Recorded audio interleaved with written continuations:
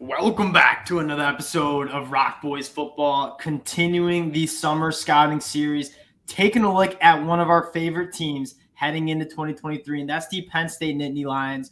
This is a team that, even if they're not as good this year, which I still think they're going to be a top 10 team, the team in the future for this program is so bright with some of the young talent that they have. We are excited to get into this. You guys are new to summer scouting. We kind of take a look back at some 2022 games. Take a look at where this depth chart stands. Take a look at the schedule. If we do like a win total, we will let you guys know. We are working through the Big Ten. So Big Ten football fans, go check out. We did Michigan. We did Ohio State. And again, before we get into it, just want to say thank you to you guys. The support you guys have shown truly means a lot. We work hard on kind of making these summer scouting videos, giving you guys our best knowledge on these teams. And we can't thank you guys enough for all the support. So if you do enjoy the content, consider subscribing to the channel. Over 5,000 subscribers. Absolutely awesome, Dill. I'm going to kick this one off to you. Let's just get a little state of the union for this Penn State program heading into 2023 here.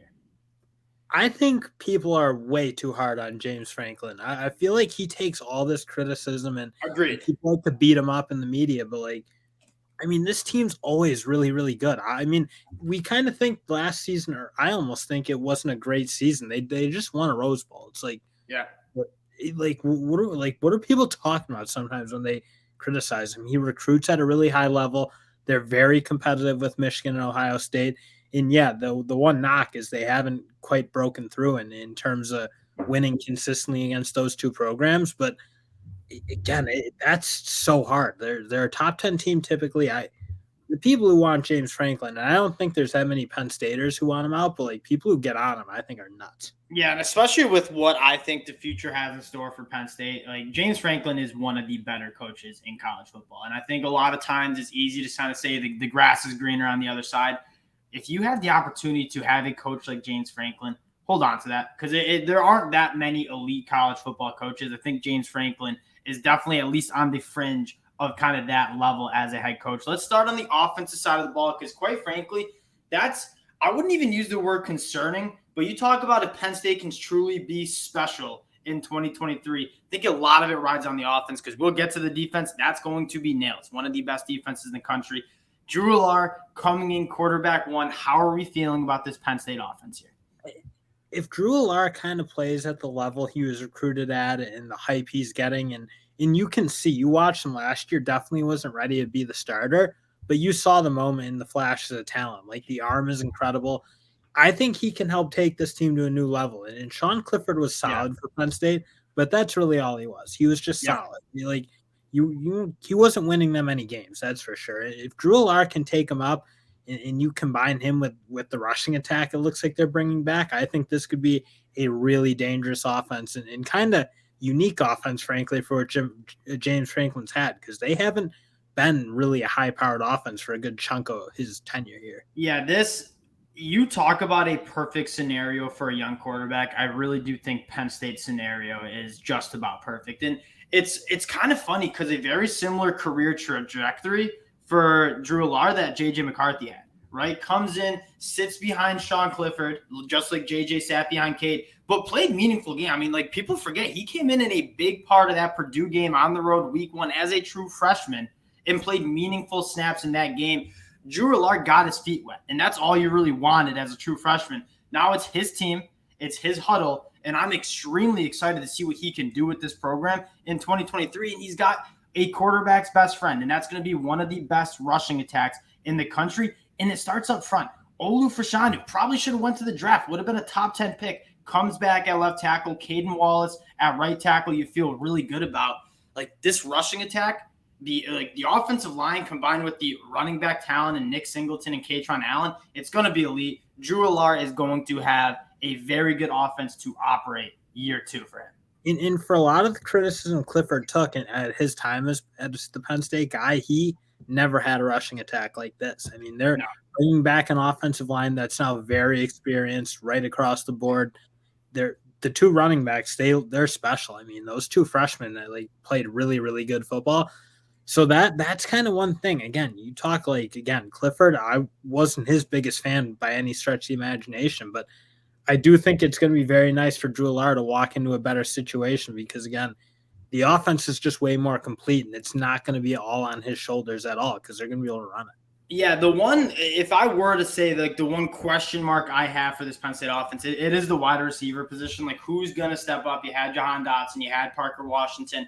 There's not really a guy that you're looking at heading into 2023, but some names that I really like. And I'm going to start with the transfer portal additions and Dante Cephas and Malik McClain.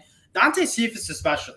Like, coming over from Kent State, there's not many wide receivers across the country that have been as productive in terms of receiving yards and scoring touchdowns as Dante Cephas has been. I think that's a massive addition, could be their wide receiver one. Then you have some nice wide receivers kind of on the back end too that could develop into being like a pretty solid wide receiving group for Penn State heading into the season. I feel like you're overlooking Keandre Lambert-Smith a little bit.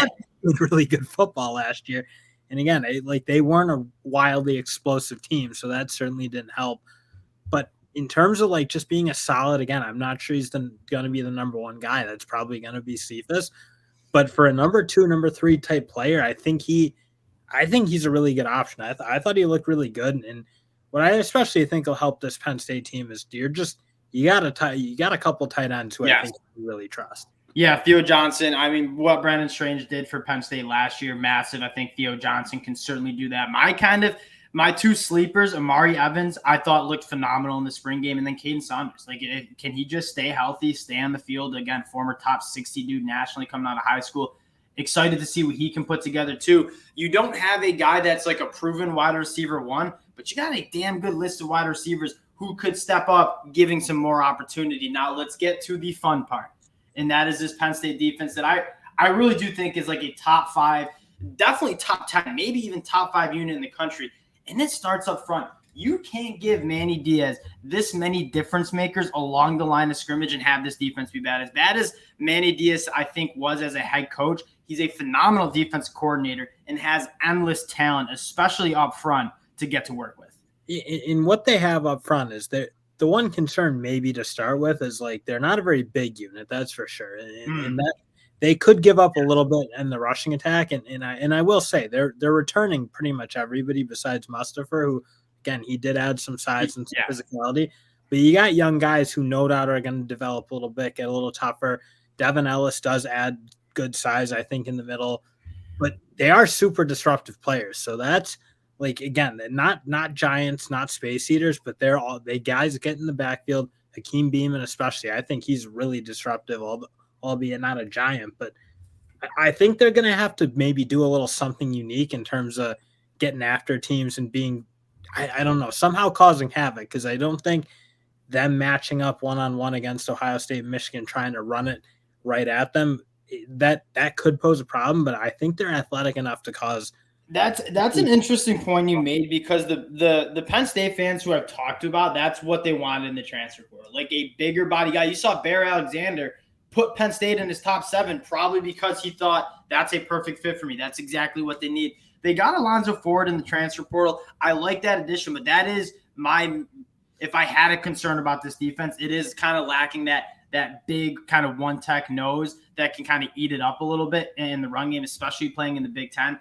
But for what they lack in maybe some size on the interior, they have some difference makers in the pass rush. I mean, it's a laundry list of guys. Chop Robinson, I'm seeing in top 15 2024 NFL mock drafts. Adissa Isaac is an absolute dog. Danny Dennis Sutton, another like former 5-star dude that's coming in and going into his second year. So many different things. That's going to be the big thing about their defensive line is it was talented. It was kind of young, like a little inexperienced on the edge and young, but these guys, like, give them a year to develop. You saw the flashes from Robinson and Adisa Isaac. Like, they have the talent. I mean, if they put this unit together and they can really be, like, clicking on all cylinders, like, you're right. It's, like, again, not a bunch of giants, but really disruptive, really good at getting off blocks and making negative plays. And you don't necessarily need to be a team full of giants in space eaters if you can get sacks and get 5-yard losses, because then you can just set teams back off schedule anyway. So it's as much as and winning first down is going to be big, because when you let these guys pin their ears back, it's going to be a problem. I mean, they allowed 3.3 yards per carry to opposing running backs. It obviously kind of got away from them against Michigan. That was one of the better rushing attacks we saw in the whole country last year, but pretty damn good for most of the season against the run. I listed all those guys in terms of being difference makers, rushing the passer. I probably didn't even list the guy who is the biggest difference maker in terms of getting in the backfield, making explosive and negative plays, and that's Abdul Carter wearing the number 11. Phenomenal jersey choice. What you saw from him as a true freshman, truly special. Manny Diaz is going to have a field day using a guy like Abdul Carter. And that's one thing is he should have been playing way earlier and way more often. Yeah, 100%. He should have been on the field all the time. And you did notice that Penn State defense got a heck of a lot better as Abdul Carter took over. Because, again, you talk about a guy who can clean up for, like, just clean up the inside of the line of scrimmage. Like, that's who he is. He's just a dominant player at all levels. I think he's one of the best defensive players, maybe even one of the best college football players. I mean, him and the kid from LSU are like Harold Perkins doing very similar things. And linebackers, both. Perkins gets a lot of the buzz, but Abdul Carter's been phenomenal. Curtis Jacobs is another guy that I would definitely shout out in terms of being one of the better linebackers in the Big Ten. And getting into the secondary, you lose Jair Brownlee, you lose Joey Porter Jr., two guys that we were massive fans of in terms of the NFL draft. Kalen King, I put him in my 2024 first-round NFL mock draft. Watching the Joey Porter Jr. film, like, who is this kid on the other side of the field? Kalen King might be the best cornerback in America heading into 2023. And that's the thing. They did lose a couple pieces of that secondary, but they were young. I thought they were really good. And you're right. Kalen King should step in and play really good football. I think they have a couple of really good safeties. I thought Keaton Ellis played really good football last year. I think Zeke Wheatley is going to be a really good player, long, rangier guy. And I know he didn't play a ton necessarily last year, but I'd like to see what he can do on the field just because, again, he kind of has that newer vibe safety where he is a little longer, a little more athletic, and start turning the ball over a little bit. That's the crazy part about talking about this Penn State team is a lot of the guys we were talking about are going to be guys with plenty of eligibility in the future, are going to be back in some cases in the 2024 season. So when I say the future's bright, like, we're talking about guys who are going to be difference makers in 2023, who are already difference makers in 2022, and they might even be back for 2024 and 2025. So it's truly like, I just am so excited. And they're just recruiting at a really high level right now, too.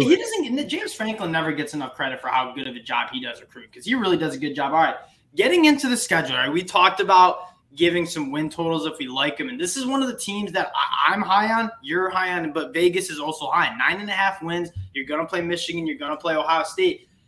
How are we feeling about this team? Looking at the schedule, West Virginia, Delaware, Illinois, looking at the schedule, I don't see this team losing another game outside of Ohio State and Michigan, who they're certainly capable of winning those games as well. Yeah, and that's the thing. You're looking at a team like I don't know that it's a huge upset if they beat either one of them. No, it's certainly not. Like coming in like, oh, Penn State, we're going to run them out of the room. It's like they're always really tough. They're going to play them at Penn State, which certainly is helpful for Penn State. I hope it's the whiteout game. That'd be electric. I want it.